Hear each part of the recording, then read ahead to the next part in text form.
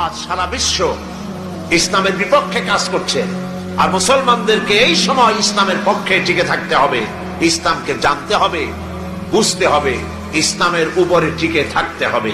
তাহলেই আমাদের বিজয় অতি সন্নিকট। আমার তো মনে হয় আর বেশি দেরি লাগবে না, ইসলামের বিজয়ের একটা সময় এসে গেছে ইনশাআল্লাহ। মায়ের যখন প্রসব যন্ত্রণা শুরু হয় তখন বোঝা যায় বাচ্চা হইতে আর সময় লাগবে না, ঠিক কিনা? ঠিক কিনা?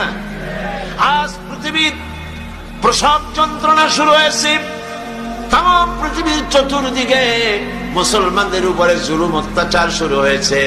এই জুলুম অত্যাচারের মধ্য দিয়ে আগামীকাল যে সূর্য উদিত হবে, সেই সূর্য হবে ইসলামের জন্য, আল্লাহর দ্বীনের জন্য, মুসলমানদের জন্যই সেটা হবে। তামাম পৃথিবীর বুকে আল্লাহর দেওয়া বিধান ও কোরআনের রায় কায়েম হওয়ার জন্য সময় আর বেশি দূরে নয়। এজন্য মুসলমানদেরকে ঐক্যবদ্ধ হয়ে নবীর পথ ধরতে হবে, নবীর রাস্তা ধরতে হবে। আল্লাহ পাক নবীকে যে উদ্দেশ্যে পাঠাইছেন, কোরআন যে উদ্দেশ্যে নাজিল করেছেন, সেই উদ্দেশ্য ধরে আমরা যদি জীবন চালাতে পারি, আল্লাহর রহমত আমরা লাভ করতে পারবো। আল্লাহ পাক আমাদেরকে, আল্লাহ পাক বলেছেন কোরআনে কারীমের মধ্যে, ওয়া কানা হাক্কান আলাইনা নাসরুল মুমিনিন।